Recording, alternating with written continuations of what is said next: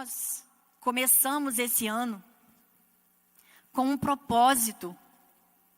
E o nosso propósito esse ano é Mulheres em Missão.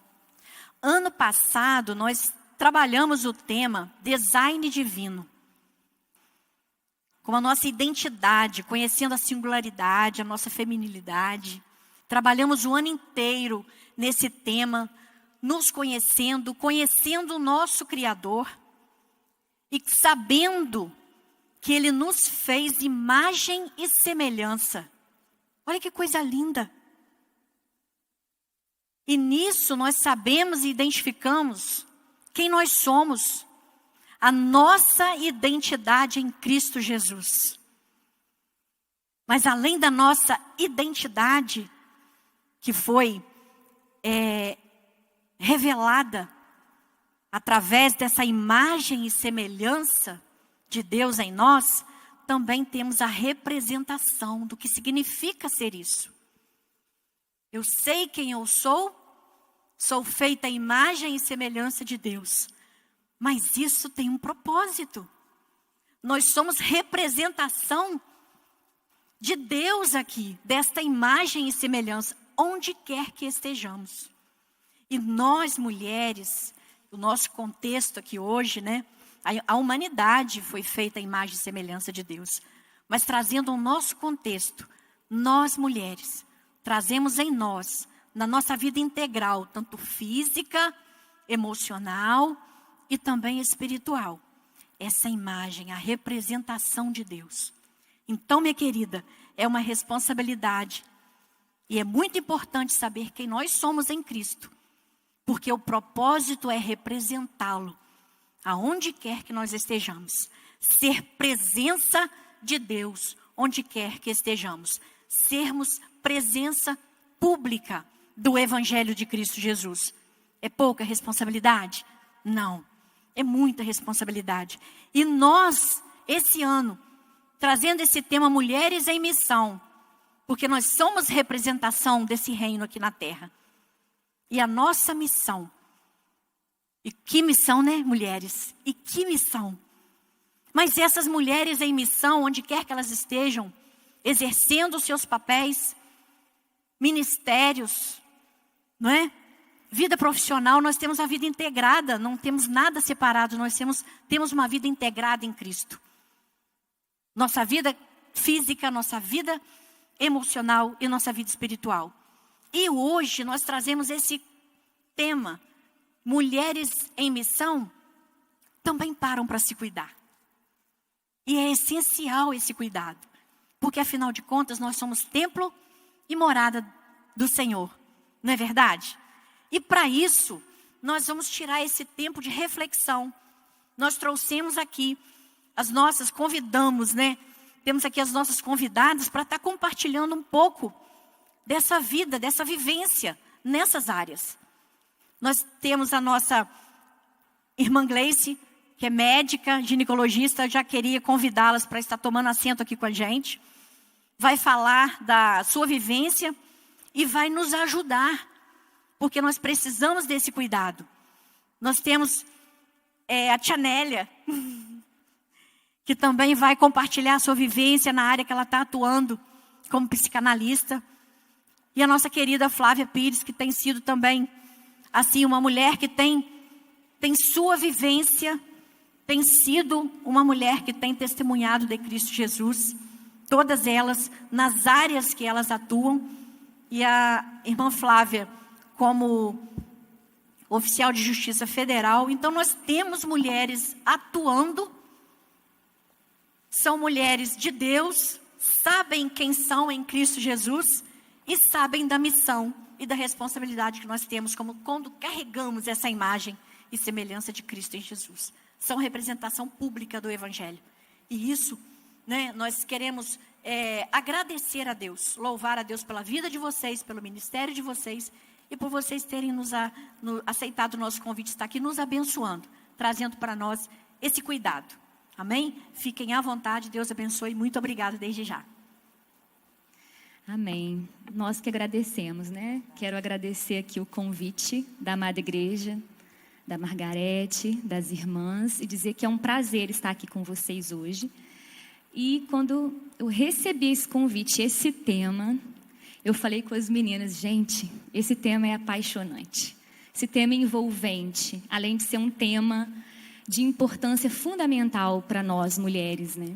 Mulheres em missão se cuidam. É um tema, mulheres em missão já é uma verdade bíblica que a gente precisa entender, né, de forma sábia e vivenciar na nossa vida. E ainda, mulheres em missão se cuidam, está na moda, né? E aí a gente precisa entender ainda melhor para a gente saber o que Deus pensa disso, né? Como uma mulher em missão vai se cuidar, né, de forma que agrade a Deus, cumprindo a sua missão. E aí, sempre que eu falo em missão, gente, eu falo assim. Pensando em missão, a gente pensa logo em evangelizar, né? E aí, eu gosto de sempre pensar na diferença que existe entre o dom do evangelismo e a evangelização em si. Sabe? Porque aquela pessoa que tem o dom do evangelismo é aquela pessoa que vai desenvolver, né, essa missão de evangelizar e falar do amor de Deus em palavras e ações de uma forma mais excelente. E aí, a gente vai ver isso, aquilo é característico. Mas só que toda pessoa que tem um real encontro com Cristo, ela pode não ter o dom do evangelismo, mas ela tem a responsabilidade pessoal de evangelizar. Então, todas nós mulheres que temos um real encontro com Cristo, temos a responsabilidade pessoal de evangelizar. Então, mulher em missão é para mim e para você. Nós não temos como fugir desta verdade. Todas nós que somos filhas de Deus, e vocês já trabalharam isso ano passado, então vocês sabem que identidade é essa. Todas nós estamos em missão, né? Todas nós estamos em missão. Mas para a gente cumprir essa missão, a gente precisa estar bem estruturada, né? E bem estruturada de que forma, né? Eu fiquei pensando, tem 3 formas, né, que são fundamentais. Primeira estrutura que a gente precisa ter para cumprir a nossa missão. Nós precisamos estar alicerçadas em Cristo Jesus. Jesus é a base. É tudo para Ele, por Ele e a partir dele. Segunda coisa, a gente precisa estar armadas, né? Não tem como cumprir a missão sem a palavra de Deus. Nós precisamos conhecê-la. E terceira, que é o nosso tema desse painel. É para isso que a gente está aqui. A gente precisa estar equilibrada. Vocês já pensaram numa edificação em que as paredes não são harmônicas, em que a estrutura não está legal? Esta casa ela não vai ficar em pé por muito tempo, né? Ela precisa estar estruturada, equilibrada, alicerce, todas as outras coisas. Eu não vou entrar em muitos detalhes porque eu não manjo muito de edificação. Mas a gente precisa estar equilibrada, né, por inteiro, de forma integral. E aí entra, né, o nosso tema, que é o autocuidado, que é de importância fundamental para a mulher. Isso está muito na moda, né? Agora, a mulher em missão se cuidar, aí tem uma diferença. E é isso que nós, como cristãs, precisamos entender.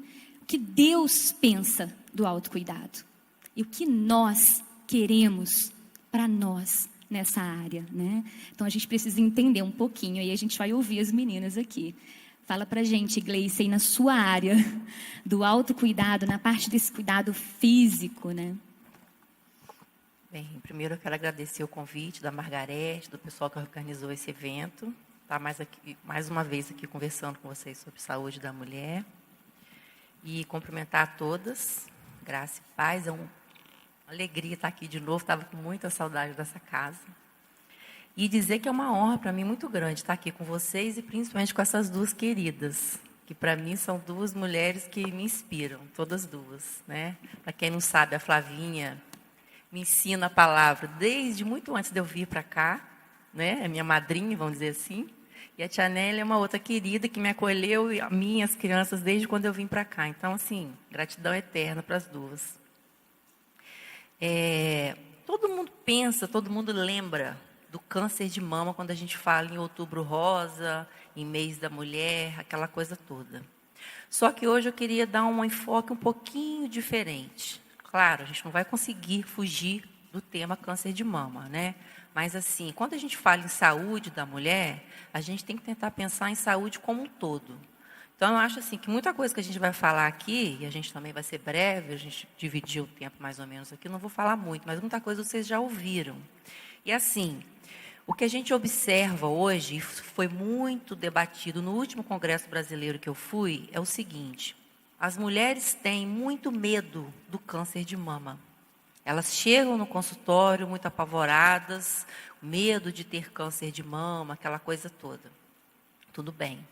Só que muitas vezes, ou ela esquece, ou ela não tem o conhecimento necessário de que o ganho de peso ou sobrepeso, muitas vezes na menopausa ou na perimenopausa, ele é muito mais perigoso do que o câncer de mama. Ele é muito mais incidente do que o câncer de mama. Então, assim, o que a gente observa é que a frequência de doenças decorrentes da obesidade, e aqui eu estou falando principalmente em doença cardiovascular, hipertensão, infarto, acidente vascular cerebral, que muitos chamam de derrame, né? Isso é muito mais frequente, isso é a principal causa de morte na menopausa. E então a gente observa assim que isso causa muito mais morte do que o câncer de mama. Então a gente tem que lembrar para essa mulher, a gente tem que estar aí muito nítido na cabeça da gente que a gente tem que ter esse cuidado para a gente não ter as complicações decorrentes da obesidade. E que também a obesidade é um enorme fator de risco para câncer de mama. A coisa vira um círculo, entendeu? Uma coisa leva a outra. Então, assim, a obesidade, além de ser o principal fator de risco para as doenças cardiovasculares, é um enorme fator de risco para câncer de mama e câncer de corpo de útero. Câncer de colo de útero é outra coisa, é HPV, a gente não vai falar hoje. Mas o câncer de corpo de útero e o câncer de mama estão diretamente ligados à obesidade. Então, a gente observa o quê? Que na paciente em idade reprodutiva, a gente tem geralmente uma distribuição de gordura periférica, seria aquele padrão ginecoide que a gente fala, a mulher em formato de pera.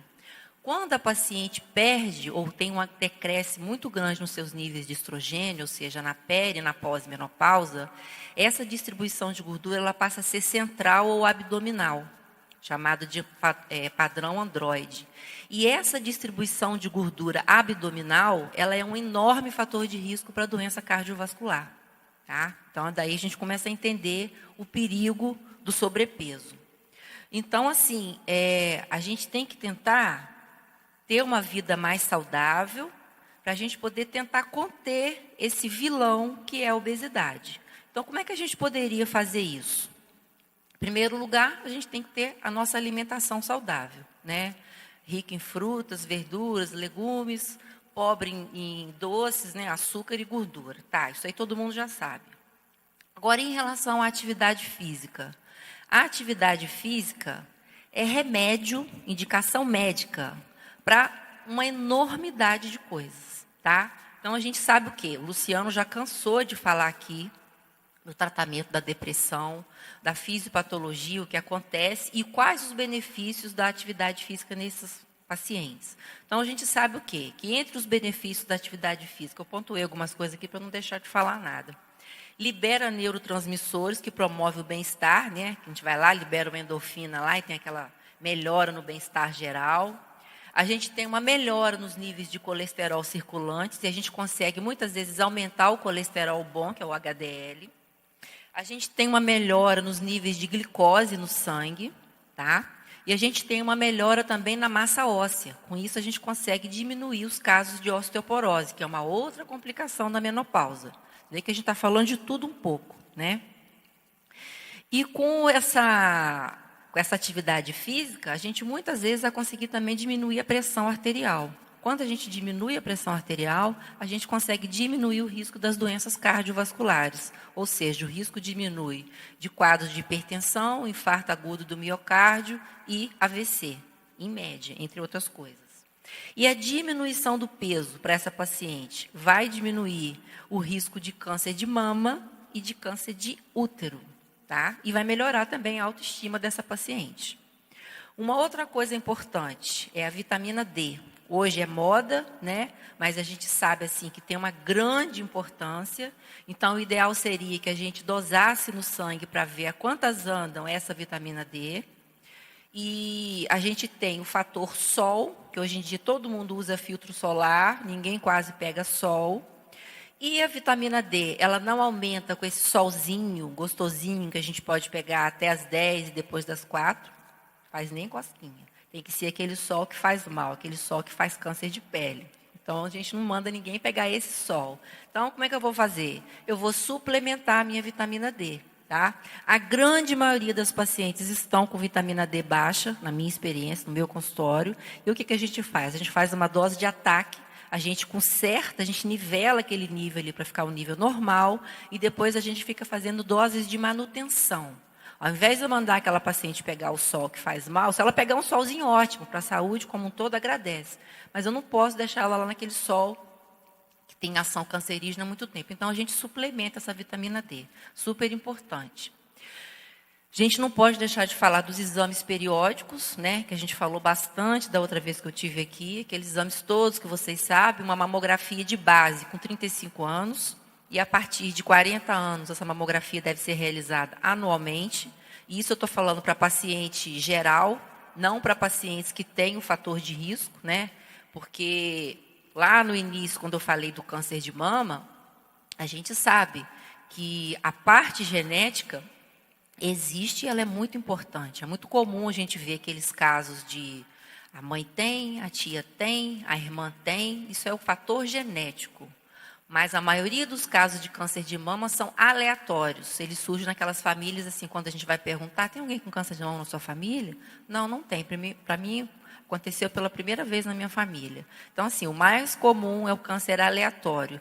Por isso que a gente tem tanto essa relação de obesidade com câncer de mama, aquele perigo que a gente falou, tá? Não é a genética, tá? Então, assim, esses exames vão ser feitos anualmente, e aí a gente tem a mamografia, a densitometria óssea, para a gente poder ver a massa óssea, a gente tem a ultrassonografia da mama, que vai complementar a mamografia. Pacientes com menos de 40 anos, a gente só vai fazer a ultrassonografia, ultrassom endovaginal, ultrassom de abdômen, para a gente poder ver se tem algum tipo de gordura no fígado, se tem algum cisto, algum cálculo na vesícula, enfim. E o exame preventivo, que é o Papa Nicolau, que também deve ser feito anualmente, ok? Até aí vocês já estão carecas de saber, né? Uma outra coisa importante que eu acho que a gente tem que pontuar é que toda paciente tem que ter um momento de lazer, né? Todo mundo trabalha muito, estuda muito, corre muito, mas a gente, né, Margarete? Mas a gente tem que arrumar aquele momentozinho sem celular, sem todo mundo chamando, sem o filho chamando, sem o marido solicitando, para a gente ter um momento para a gente, nem que seja 40 minutos. Aí vai fazer sua caminhada, ou vai fazer nada. Social enfim, é importante, né, Gleice? Muito, muito. Nosso Café cafezinho, com amigas, gente, né? é bom demais, Um papo né? e um café, tem melhor? Não tem.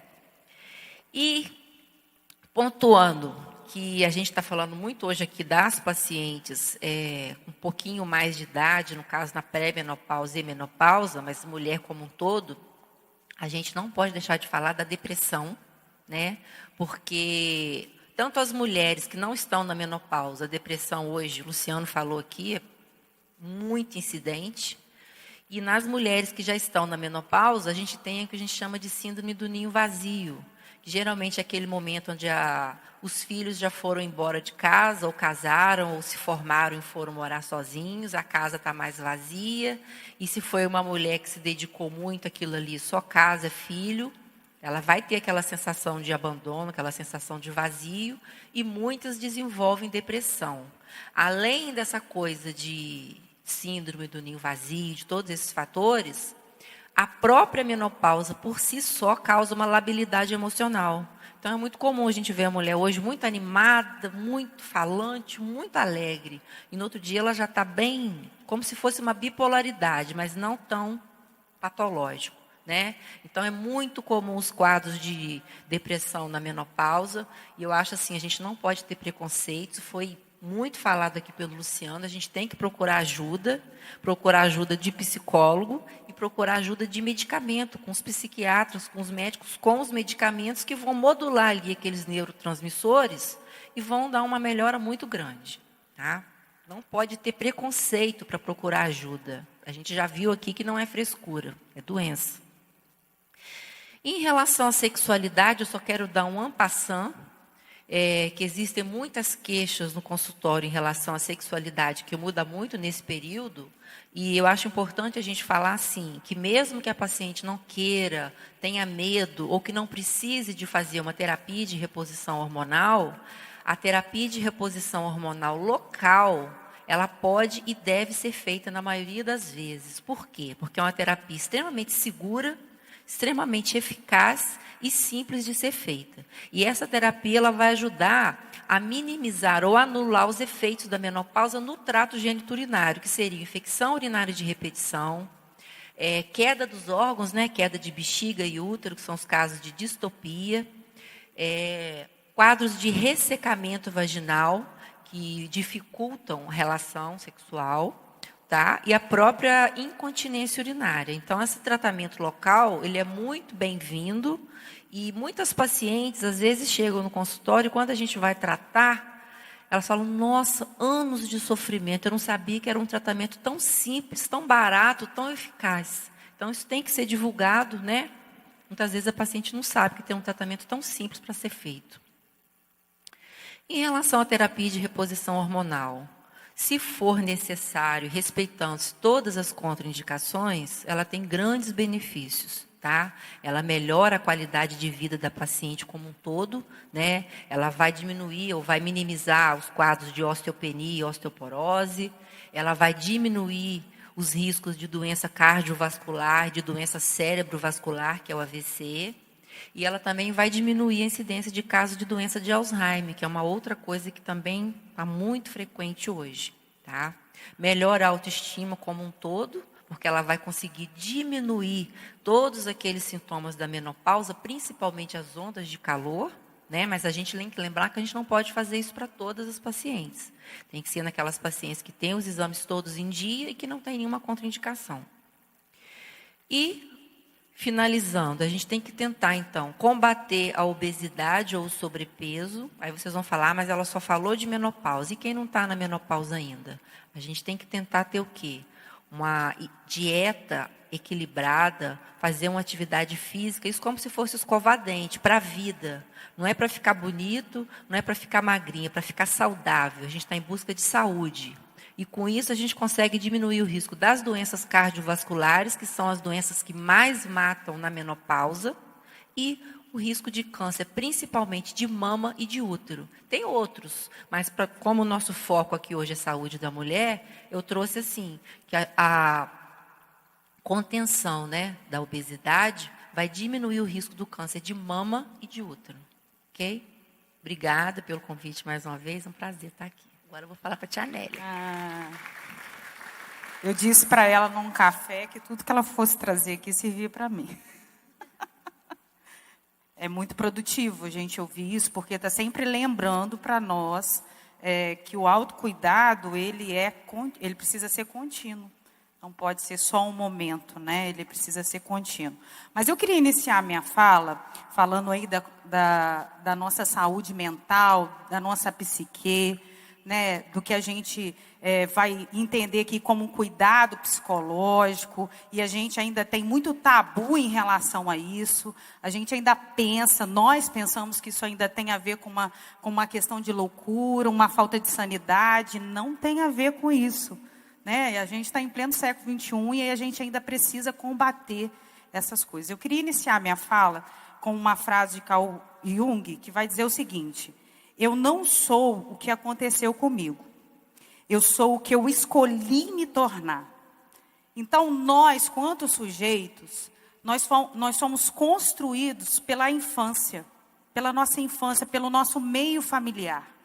O meio em que nós fomos concebidos, ele vai ajudar com que o meu filho, nós, cada um de nós em si, construa a sua personalidade. E é muito comum, né, a gente vê aí nos nossos filhos características paternas e maternas. Afinal de contas, somos nós que estamos ali nos debruçando sobre o cuidado dos nossos filhos. Na infância também, a gente sabe, não só na infância, mas por toda a nossa história, nós vamos ser perpassados por vários acontecimentos, traumas, lidar com circunstâncias das quais a gente não espera, ou na questão de doença, né, de um câncer, como está sendo dito aqui, mas também alguns acontecimentos como abuso, como descuidado, como alguns enfrentamentos de um divórcio dos pais, né? E inúmeros outros, múltiplas situações nós poderíamos trazer aqui. Mas o mais interessante é que a gente precisa parar para pensar que essa é uma parte de nós.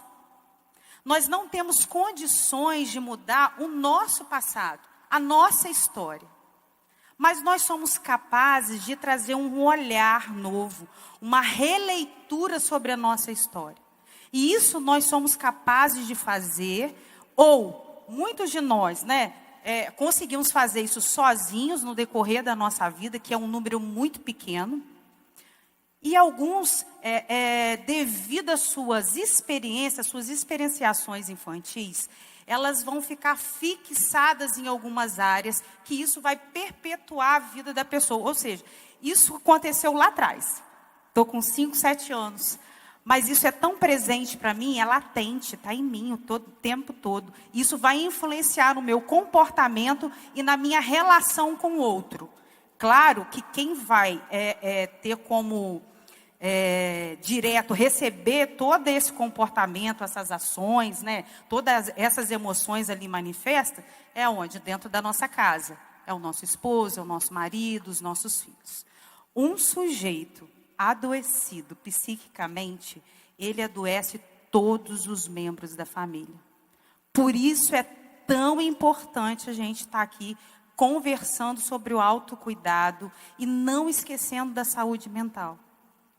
Nós precisamos, em dados momentos da nossa vida, isso não tem a ver com fraqueza, isso não tem a ver com incapacidade, tem a ver com a percepção de mundo em qual nós fomos concebidos. E nós somos capazes de reconstruir, de ressignificar a nossa história. Afinal de contas, o para trás eu não tenho capacidade de modificar. Mas o que eu desejo ser daqui para frente é o que vai me trazer de sentido. Eu não preciso adoecer e adoecer a minha família por causa de algo que aconteceu anos atrás. Então, como a gente faz isso? Através do autoconhecimento. O autoconhecimento, ele pode ser feito sozinho, eu começar a analisar a minha própria vida e começar a tentar encaixar ali, né, dentro dos nichos ali, cada coisa, setorizar, vamos dizer assim, setorizar e ir harmonizando isso, reconstruindo isso na minha psique, mas na maioria das vezes a gente precisa de ajuda. E aí muitos sintomas vão aparecendo, como a Gleice trouxe, né? Às vezes uma disfunção fisiológica vai me trazer um adoecimento psíquico, que é a depressão. Mas esse trauma que eu não consegui ressignificar, eu preciso entender quanto sujeito que eu preciso buscar ajuda. E pedir ajuda para nós parece algo assim, eu sou fraca. Olha, isso aí, não. Se eu dizer que eu estou com isso, se eu falar, se eu compartilhar que eu estou com esse enfrentamento, que várias pessoas vivenciam a mesma coisa, eu vou me parecer frágil. Como se eu não fosse capaz, como se eu fosse um ser incapaz de viver. Não tem a ver com isso. A psicologia, a psicanálise, ela vem para ajudar. Nós somos pontes na ressignificação do sujeito. Nós vamos pontuar, trazer nessa história alguns fatos, vamos fixar, fazer o sujeito refletir sobre aquilo. Mas a reflexão é quando ele se afasta dessa situação, se afasta das próprias emoções e olha diferente. Olha bem, eu tenho uma nova construção de olhar sobre o que me aconteceu. Eu não estou ali centrada no meu eu, no meu sofrimento. Eu me afasto dessa dor, eu olho para essa situação, eu ressignifico essa história e sou capaz de continuar apesar daquilo que eu vivi, daquilo que eu experimentei, seja, né, de qualquer área. Isso é muito importante. Nós somos seres mutáveis, ou seja, nós estamos em constante transformação. A cada amanhecer é uma possibilidade de nós nos reconstruirmos, da gente ressignificar a nossa história. E é plantando hoje para me ir colhendo no meu futuro. Mas se eu ficar presa lá atrás, eu vou fazer com que os meus dias sejam dias pesarosos, que a minha família venha sofrer. E mais do que a minha família sofrer, eu vou estar num sofrimento contínuo. O autoconhecimento, ele acontece através da psicoterapia. A gente precisa quebrar esse tabu. A gente precisa reconhecer que a gente tem dados momentos da vida que a gente precisa de ajuda, que nós não somos capazes de resolver ou solucionar algumas coisas sozinhos.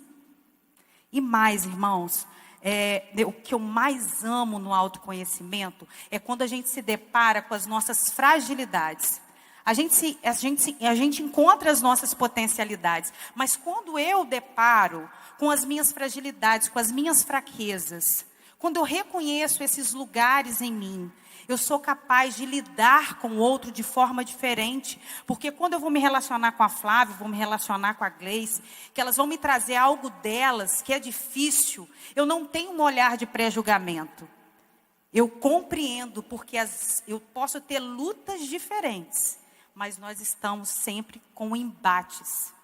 E esses embates, eles precisam ser vivenciados, precisam ser enfrentados. Nós precisamos nos confrontar diariamente. E através desse confronto é que nós vamos crescer e encontrar a tão sonhada cura que a gente deseja.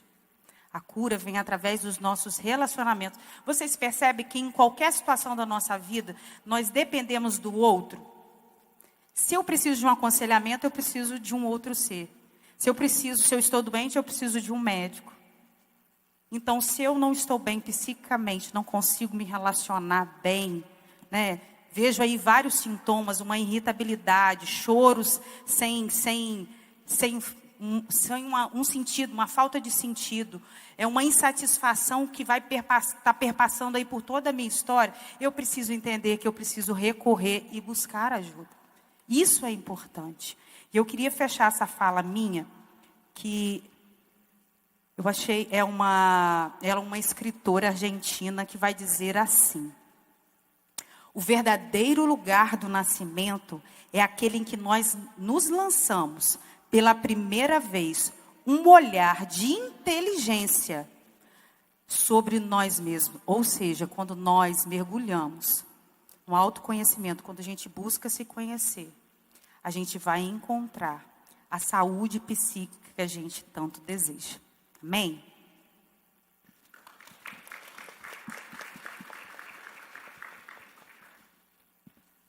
Gente, a gente viu aqui, né, um pouquinho sobre a saúde física, mental, e a gente também precisa de buscar esse equilíbrio na questão espiritual. Mas para falar dessa área e trabalhar um pouquinho sobre isso com vocês, eu quero ficar em pé. Vocês me dão licença, mas eu vou puxar isso aqui, porque assim eu vou ficar mais à vontade. Gente, falar de autocuidado hoje, como eu disse, né, é de fundamental importância para a gente. Mas é algo que está na moda. E eu vou falar umas construções aqui, eu acho que vocês vão se identificar. Talvez a gente já tenha falado isso muitas vezes, né? A começar em mim, eu acho que eu já falei. Vamos lá, vê se vocês já ouviram essas frases. A gente tem que se cuidar, porque a gente tem que se autorrealizar, não é verdade? Gente, a gente tem que ser feliz, né? A gente tem que buscar lá dentro da gente, sabe, aquela força interior. Porque a gente precisa ouvir o nosso coração. Porque o que importa é sermos felizes. Porque é isso que Deus quer para nós. Porque Deus nos ama. Porque Deus é amor e o que Ele quer é que você seja feliz. Então, olha só, busca aquilo que te faz bem. E o que não te faz bem, olha, você elimina. Corta da sua vida e vai ser feliz. Essa é a vida que Deus quer para você. Tá certo isso? Hein, gente? Fala para mim. Vamos ouvir nosso coração, né? Essas construções, elas nos envolvem de uma forma tão sutil.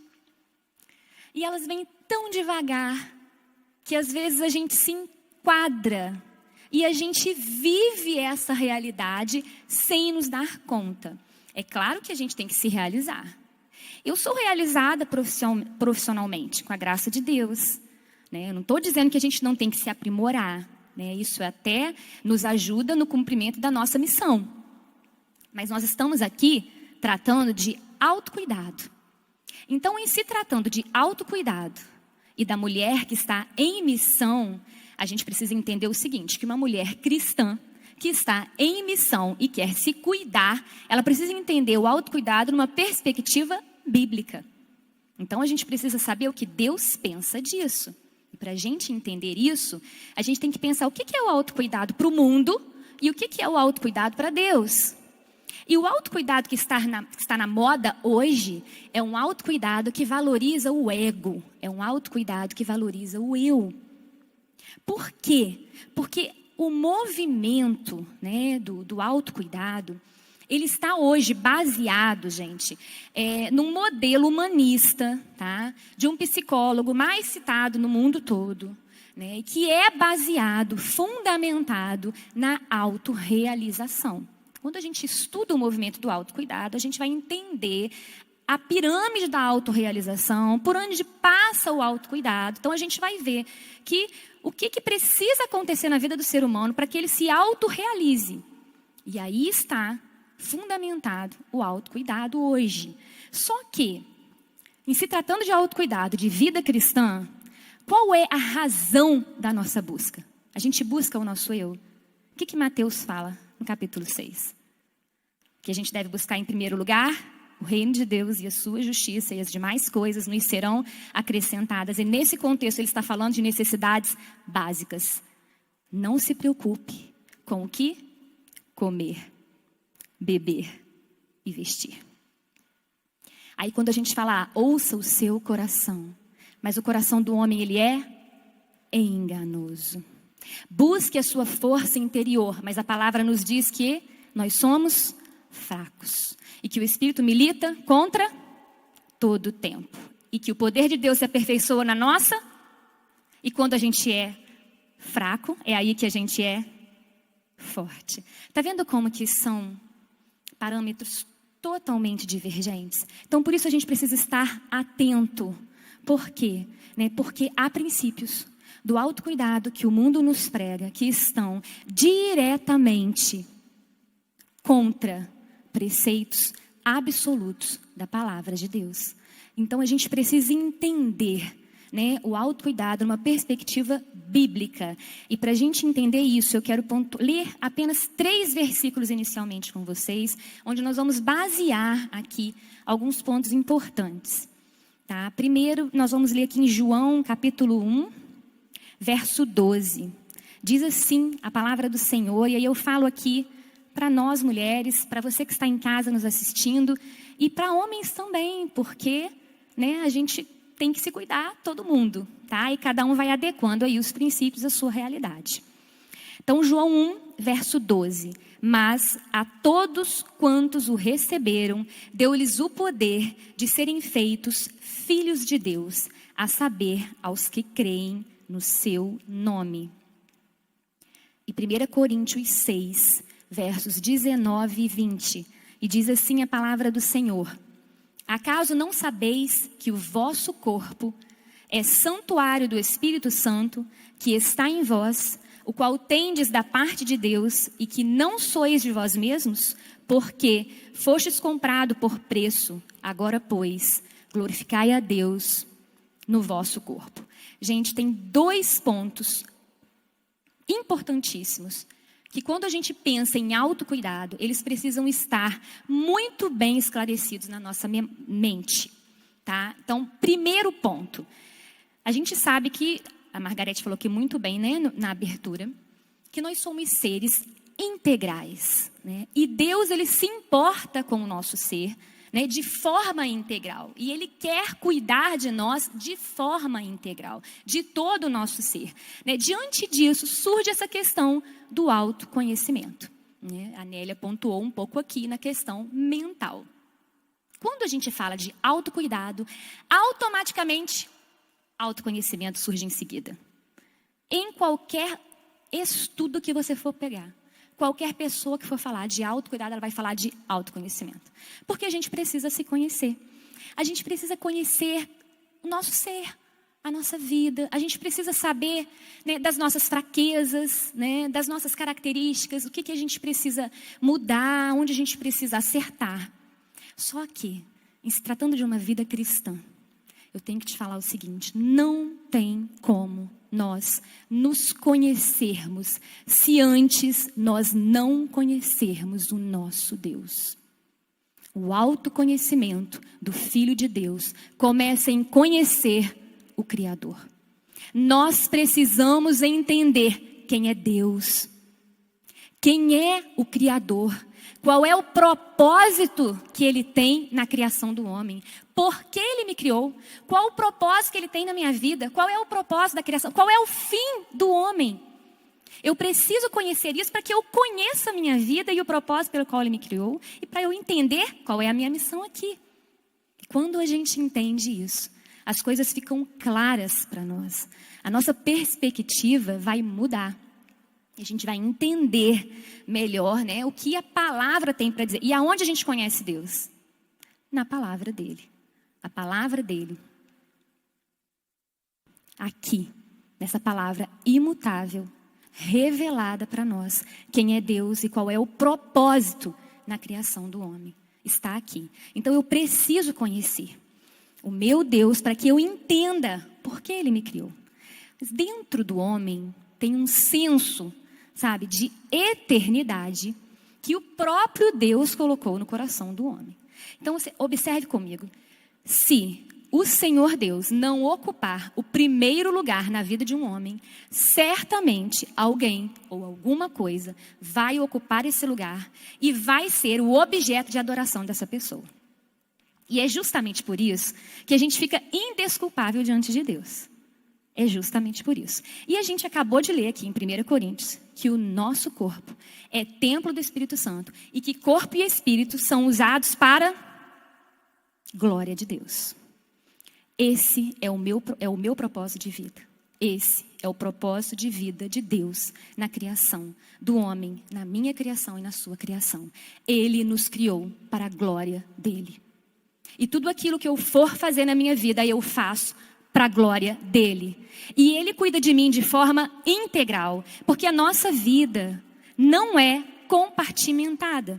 Então a gente precisa primeiro entender que a gente vive de uma forma una. Então a gente deve viver de forma coerente, em casa, no trabalho, na igreja, entre amigos, na família, né, no círculo de amizade, lá no seu trabalho. Coerente entre aquilo que a gente diz crer e aquilo que a gente de fato faz. Como que a gente vai viver isso? Aí a gente vai falar aqui, pela graça e misericórdia do Pai.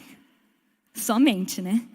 Mas eu quero dizer o seguinte, a gente consegue isso através do exercício diário, das disciplinas espirituais, os meios de graça.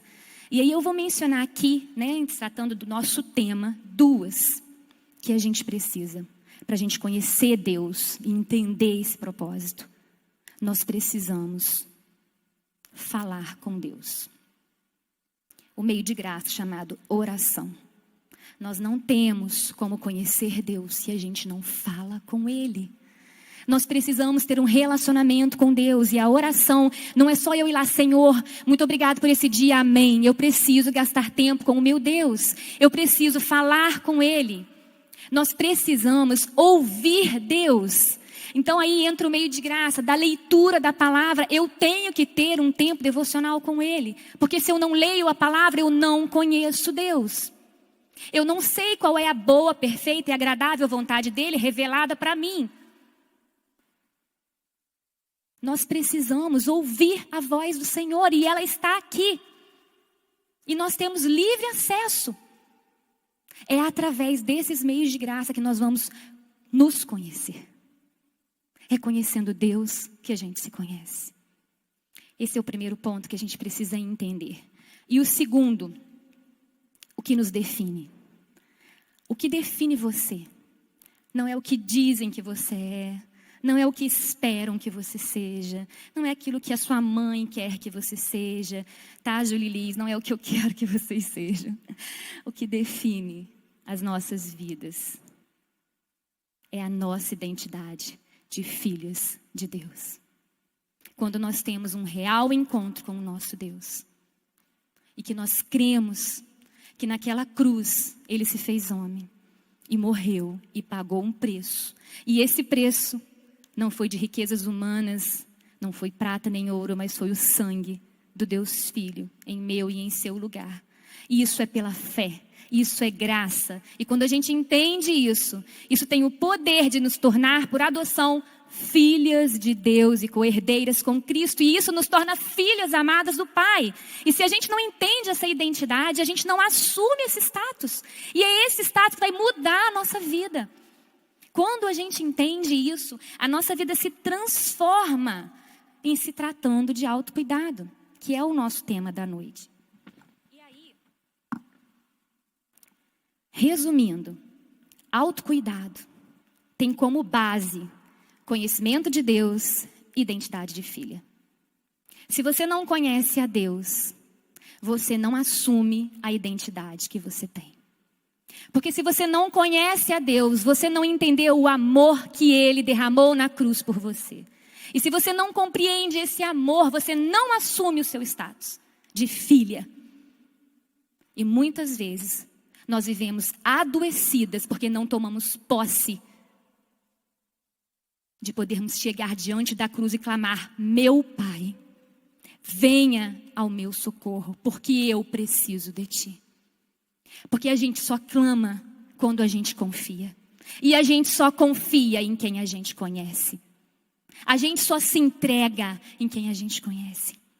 E nós precisamos conhecer. E às vezes alguém fala assim: mas eu tenho uma paternidade conturbada, então o meu relacionamento com Deus é difícil. Ah, mas eu tenho um relacionamento conjugal abusivo, ou foi abusivo. Ah, mas eu não recebo amor do meu pai, eu não recebo amor da minha mãe. Ah, mas a minha família, eu não tenho amigos. Eu não consigo me relacionar com Deus, com Jesus, eu não consigo. Eu quero que você entenda uma coisa. Essas relações são diferentes.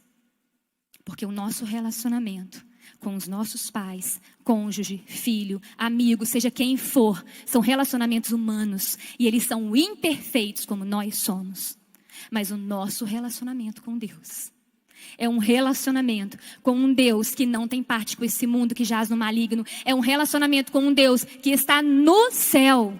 Pai nosso que está no céu. É um Deus criador que desde a eternidade é Deus. É um Deus que te criou. É um Deus que te ama, que te formou de um modo assombroso, como a gente viu aqui. É um Deus que te conhece, te chama pelo nome. É um Deus que te formou no ventre da sua mãe. É um Deus que conhece as suas limitações, que se identifica com a sua luta, porque Ele morreu na cruz por você.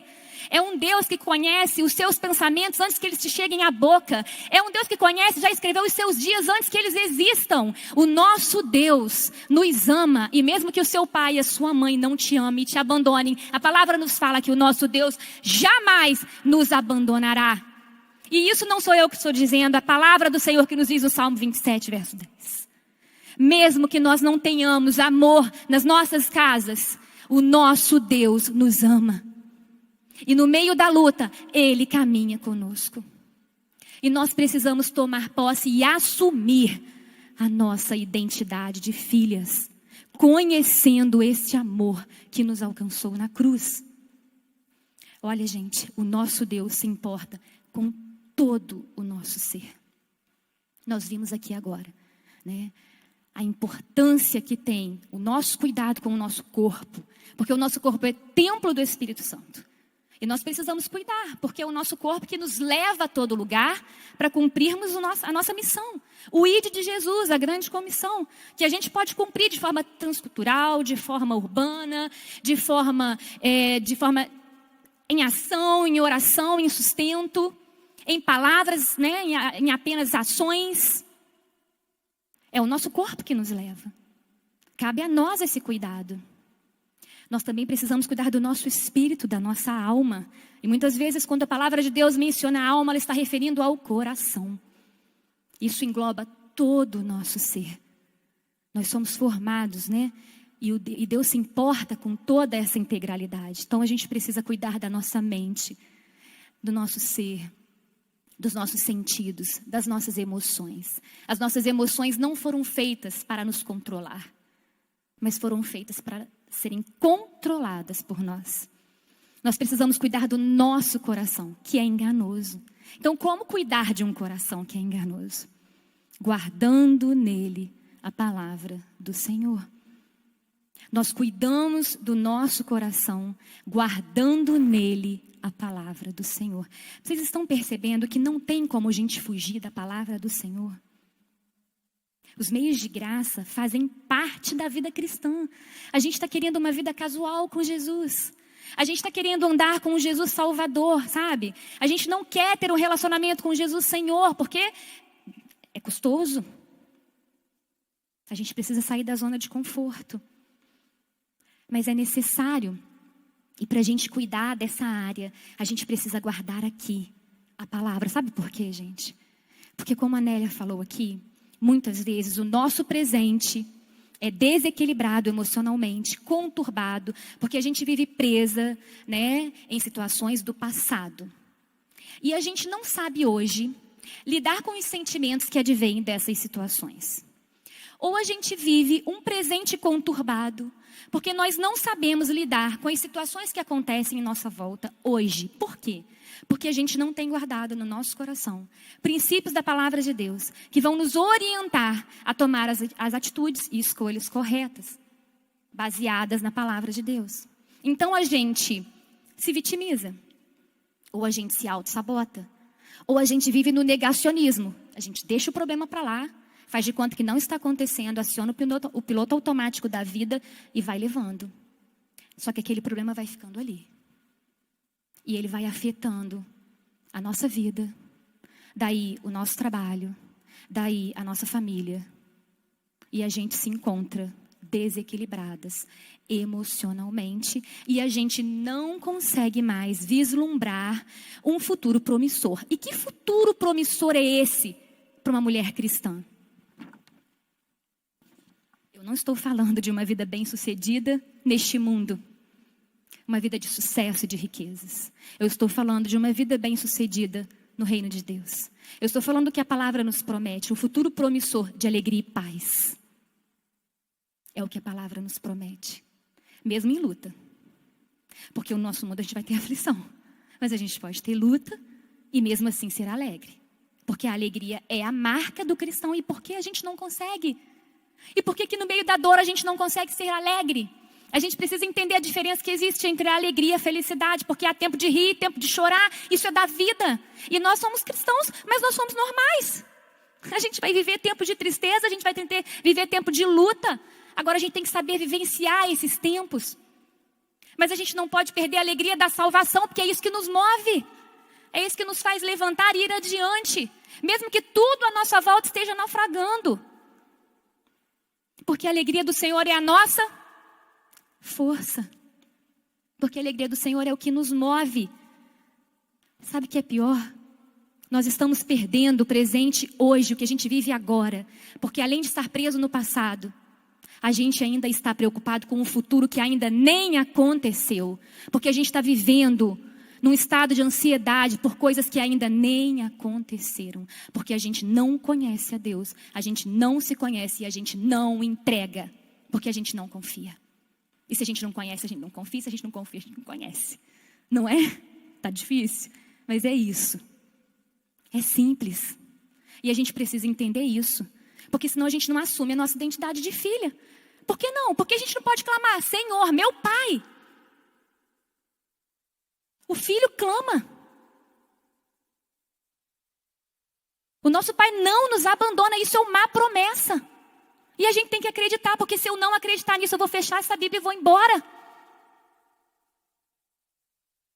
E eu não estou falando aqui que eu não tenho problemas, não. Eu não estou falando aqui que é fácil gerenciar os sentimentos, porque não é. Eu sei que não é. Eu não estou falando aqui de utopia. Eu não estou falando aqui de perfeição e de uma vida sem problemas. Eu estou falando aqui de vida cristã. E vida cristã é imperfeição. Vida cristã é vida que erra, é vida que cai, mas é vida que vive na humildade, porque ela tem a coragem de se arrepender diante do Pai e falar: perdão, Senhor, me levanta, porque eu preciso prosseguir em direção ao alvo. E o alvo é a glória de Deus, através da minha e da sua vida, não é outro. E a gente precisa assumir isso. E isso a gente só vai assumir se a gente entender que não estamos sozinhas. E que mesmo no meio da luta o Senhor caminha com a gente, porque Ele não nos abandonará. Mesmo que o seu pai e a sua mãe fizerem isso, Ele não fará. Você crê? Nós precisamos crer, porque é a palavra que nos diz. E ela não mente, ela não muda. É o Senhor. Eu quero te dizer que a gente realmente não pode mudar o passado, a gente não muda as pessoas, a gente às vezes não muda nem os problemas do hoje. Mas a gente pode permitir que o nosso Deus mude a nossa história agora. E a gente faz isso permitindo que a ação poderosa do Espírito Santo de Deus atue em nós. E a única forma é conhecendo os princípios do Senhor e as verdades bíblicas que podem nos libertar e estão aqui. E a gente pode viver segundo o status de filhas de Deus. A gente pode viver reconsiderando a forma como enxergamos a vida. A pessoa que é filha de Deus, filho de Deus, ele vive segundo uma cosmovisão cristã. Ele enxerga a vida pelas lentes da Escritura. É aqui que está a solução para as nossas vidas.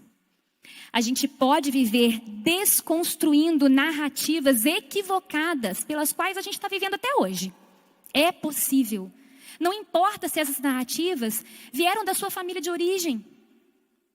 As nossas famílias erram. Os nossos pais erram. A gente erra. Mas a gente precisa desconstruir se elas não estão de acordo com a palavra. E renovar a nossa mente segundo os ensinamentos da palavra do Senhor. Diariamente na nossa vida. Nós precisamos também andar em espírito. Nós precisamos criar o hábito da leitura da palavra de Deus. Nós precisamos reconhecer quem somos, nossos erros, nossas fraquezas. Para que então a gente também reconheça que passamos por traumas. E que trauma precisa de libertação. E que libertação é na cruz. A gente precisa entender que se tem uma doença, que seu emocional está gritando, a gente tem que recorrer à ajuda profissional. Gente, mas muito das nossas vidas se resolvem aos pés da cruz. E o processo de libertação se inicia. E ele passa por estágios. E a gente precisa entender que precisa arrependimento, confissão e perdão. É assim que a gente liberta de traumas. E por fim, a gente precisa experimentar o fruto do Espírito na nossa caminhada. E aqui eu entendo uma solução para o equilíbrio emocional. Abra aí comigo Gálatas, capítulo 5, versos 22 e 23. Nós vamos ler rapidamente esses 2 versículos. Estamos chegando ao final.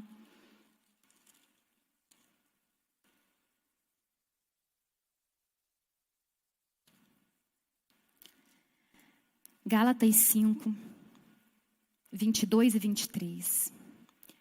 Mas o fruto do Espírito é amor, alegria, paz, longanimidade, benignidade, bondade e fidelidade, mansidão, domínio próprio. Contra essas coisas não há lei. Olha, você pode reparar aí que o fruto do Espírito está no singular, né? O fruto do Espírito. Ele é um. Mas ele tem várias facetas. Ele é um fruto, com vários gomos. Pensa em você numa mexerica. Um fruto, uma mexerica, né? Quando você descasca, você tem vários gomos. E o fruto do Espírito, ele funciona assim na nossa vida. E o fruto do Espírito, quero que você traga à sua memória o seguinte: ele está muito ligado à nossa personalidade. Ele vai atuar numa mudança direta da sua personalidade. Como? Quando a gente desenvolve o fruto do Espírito na nossa vida, a gente tem a possibilidade de equilibrar a nossa vida, tá? E ele é diferente dos dons espirituais, né? Os dons espirituais são operados em nós pelo Espírito Santo, mas eles são para a edificação do corpo, da igreja do Senhor. Já o fruto, ele é operado na vida do cristão fiel, submisso, também pelo Espírito Santo, mas ele opera para o crescimento individual da vida da gente. E é claro que quando, né, a gente vivencia a produção desse fruto na nossa vida, na nossa caminhada, e a gente frutifica essas virtudes do fruto, a gente vai impactar quem está ao nosso redor. Você já descascou uma mexerica? Quem aqui? Do mundo, né? Quando você descasca uma mexerica, sua mão fica como? Cheirando mexerica, sua cor, sua roupa, seu cabelo, você. E quem te abraça cheira mexerica. Não é assim? A gente é conhecido pelo fruto, sabe? E as pessoas que estão convivendo conosco, elas vão ser impactadas pelo fruto que a gente está produzindo. Porque aquilo que a gente produz na nossa vida, porque somos seres relacionais, dependentes de Deus e interdependentes entre nós. Nós precisamos uns dos outros. Isso é fato, né? Biblicamente, na perspectiva bíblica, nós dependemos uns dos outros. Então, nessas relações, o que eu produzo na minha vida vai impactar as vidas das pessoas que estão relacionando comigo diretamente. Então, o fruto que eu produzo vai impactar através das minhas ações, das minhas expressões, das minhas reações ao que acontece na minha vida, né, do meu comportamento. Então, vamos pensar o seguinte: o fruto me torna mais parecido com o caráter de Cristo, o fruto me torna conhecida, o fruto, ele exala e ele impacta a vida das pessoas que estão ao meu redor, ainda transforma a minha personalidade, trazendo para mim um equilíbrio. Então, gente, muito do que eu vivo, se o meu corpo grita, se eu adoeço, o meu emocional, se o meu mental não está bem, eu preciso de ajuda profissional. Mas eu preciso também entender que muito do que a gente vive não é resolvido com medicamento. É resolvido aos pés da cruz. É resolvido com Jesus. É resolvido conhecendo os princípios da palavra de Deus. E produzindo o fruto para o qual Ele nos chamou, através da ação poderosa do Espírito Santo em nós. E aí eu quero te dizer o seguinte: o fruto, ele é tão interligado porque ele é ligado, né? Então ele vai crescendo no processo. Tá? Então ele vai crescendo de forma coesa e una, mesmo na dificuldade. E quando tudo está difícil, ainda assim você vai produzir fruto. Você não vai parar de ir na igreja, parar de servir, parar de adorar a Deus, parar de ajudar o próximo, parar de doar, porque as coisas não estão indo bem. Você tem que continuar fazendo tudo isso mesmo em meio à dor. E aí você continua, permanece em meio ao sofrimento, em meio às lutas e às aflições da vida, porque essa é a vida real que a gente está falando. Então, a vida real tem luta e tem aflição, sim, né?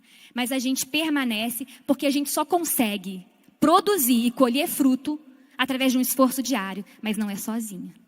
E esse é o grande segredo para a gente encontrar essa vida equilibrada emocionalmente. Nós precisamos de uma parceria para produzir e colher fruto.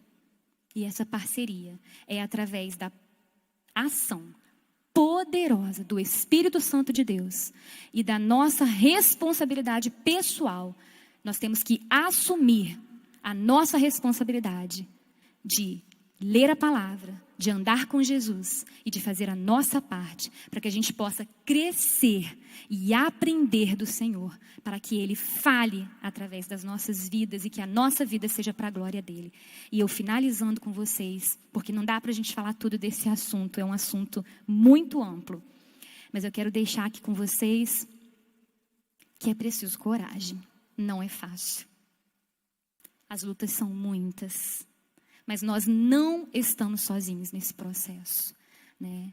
E aí, para a gente fechar, eu quero ler um versículo em Isaías 58, verso 11, que diz assim: o Senhor te guiará continuamente, fartará a tua alma em lugares áridos, fortificará os teus ossos, serás como um jardim regado e como um manancial cujas águas jamais faltam.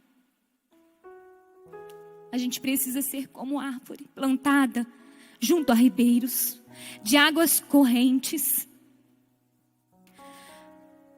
Aquela árvore, gente, que no momento de seca, nos lugares áridos, nos vales da vida, elas estão plantadas junto às águas do Espírito, aonde as águas passam e fluem do rio de Deus. Aquelas águas revigorantes que passam e revigoram a nossa vida. Porque a gente está com os pés firmados na rocha, mas os nossos olhos estão voltados para o alto, de onde nos vem o socorro, e o nosso socorro vem do Senhor, que fez o céu e a terra. O nosso socorro vem do nosso Pai, porque nós o conhecemos, e Ele nos formou, e Ele nos ama, e Ele conhece a nossa dor, e Ele te chama pelo nome. O nosso Deus se identifica com a gente. Você não está só. E mesmo que ninguém te ame, você nunca, jamais será abandonada pelo seu Pai. Porque o seu Pai é o Deus criador dos céus e da terra. Ele não é como nós, imperfeitos e pecadores. O sentido da vida não está no homem, o sentido da vida vem do Senhor. E o nosso Deus é aquele que olha para a gente e fala: venha. Então, quando está difícil para você, eu quero que você se lembre de Davi. Porque Davi era um servo que mesmo na dor, ali, cansado, caído, sozinho, ele se prostrava diante do Pai com um coração arrependido, mas com um coração sincero. E ele se rasgava e ele falava: Senhor, onde estás? Porque eu estou sofrendo. Até quando eu clamarei e o Senhor não ouvirá? Senhor, responde-me. Senhor, venha ao meu encontro. Mas Davi continuava e ele falava: mas eu continuarei esperando em ti, porque eu confio em ti. E nós só confiamos em quem nós conhecemos. E se conhecemos o nosso Deus, nós precisamos assumir a nossa identidade de filhas do Eterno. E o nosso Deus chama a cada uma de nós, e Ele se importa com todo o nosso ser. E nós precisamos permitir que Ele mude a nossa história hoje, para que a gente possa viver o que Deus tem preparado para cada uma de nós. Queridas, que deixemos o Senhor nos guiar, para que nós estejamos com os nossos ossos fortalecidos, com os nossos corpos fortes, para que no tempo árido estejamos equilibradas, física, emocional e espiritualmente, para que possamos cuidar de nós e também cuidar das pessoas que o Senhor trouxer para o nosso caminho. Que Ele nos abençoe, que Ele abençoe a cada uma de vocês, em nome de Jesus. Muito obrigada pelo convite. Que Deus abençoe as amadas irmãs e a amada igreja, em nome de Jesus.